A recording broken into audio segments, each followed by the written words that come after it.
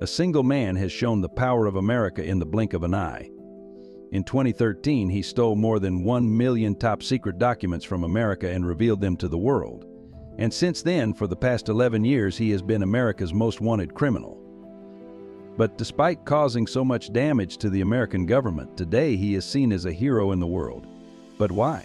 How did he steal the documents of the world's top-secret agency? Why did he leak them? And even after all this, how did he escape the grip of America? Welcome once again to Curious World Videos. Viewers, the morning of June 6, 2013 brought a huge problem on the American government.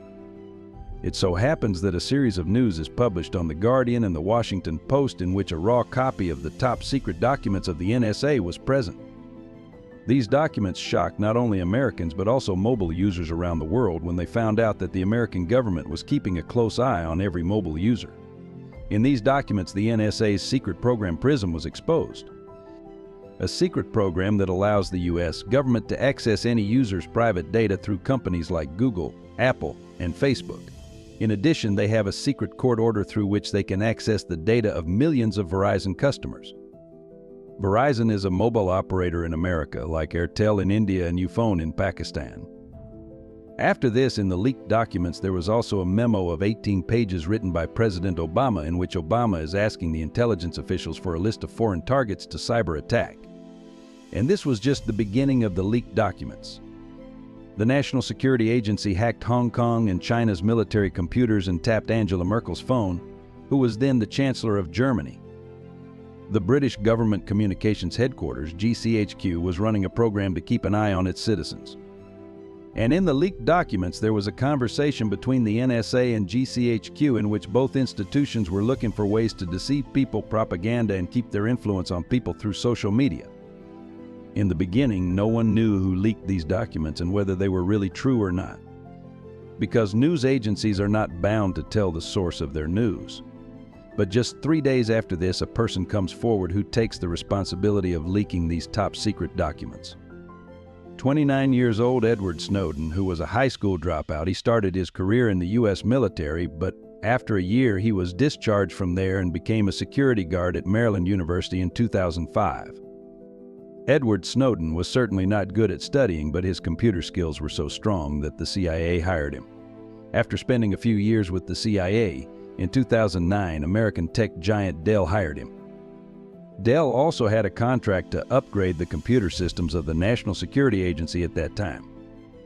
That's when they put Edward on the same project, where his first role was as a supervisor. Later, he became a cyber strategist. So far, Edward Snowden was like a diamond to the CIA and NSA. So what happened next that he was called a traitor by these agencies? Actually, Edward had an incident behind becoming a traitor to the cyber strategist. While operating and upgrading the NSA computers, Edward found out that the National Security Agency has the power to access personal data of any mobile user. He also saw some records that he thought were records of international criminals. But in fact, they were not criminals, but American peace-loving citizens. At the same time, there was a debate on the issue of intelligence in the U.S. Congress. Ron Wyden, who is an American politician, he asked the director of the National Security Agency, James Clapper, in full Congress, whether your agency collects data from Americans or not. This session of Congress was also broadcast on national television.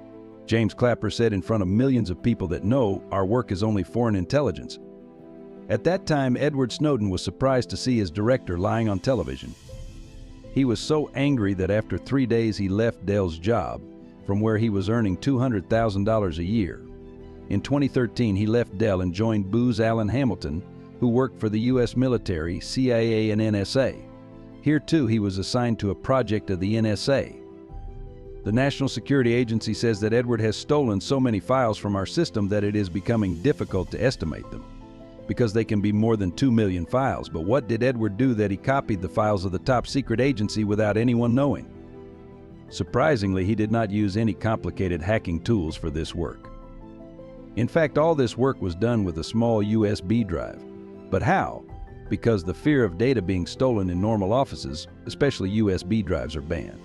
Secondly, where there is confidential data in each company's system, not every employee has the authority to access the data. These were the computers of the National Security Agency, whose security has no break. Edward Snowden made a plan to escape before doing this and took advantage of his location.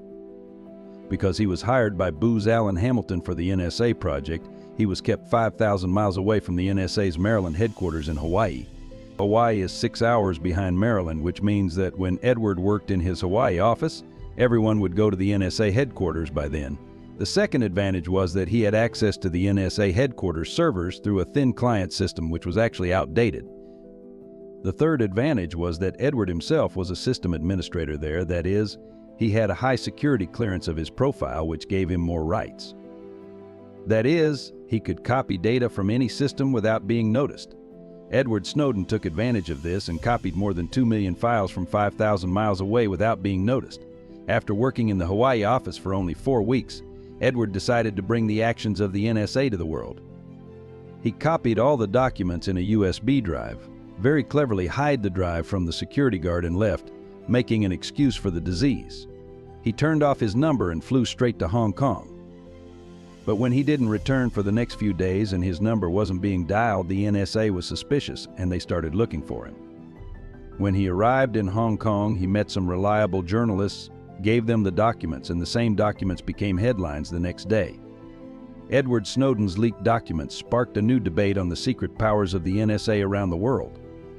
He was accused of stealing government property, entering into national security systems without permission, and transmitting top-secret information to unauthorized people. At the same time, the American government demanded that Edward be handed over to him. But he had already planned his every move. By then, he had taken the plane to Russia, where he was given asylum in the beginning, and then in September 2022, Putin gave him Russian citizenship. Since then, Edward Snowden has given many interviews in which he has told how our phones spy on us. He mentioned a tool called Nosesmurf, which gives access to the microphone of our phone to security agencies so that they can hear the voices around without any obstruction. Some people consider Edward Snowden to be a traitor, while some believe that he is a hero who exposed the real face of the NSA to the world. What is your opinion on this? Do let me know in the comment section. I hope you will like and share this video of Curious World. Thank you very much for your loving comments. See you in the next great video.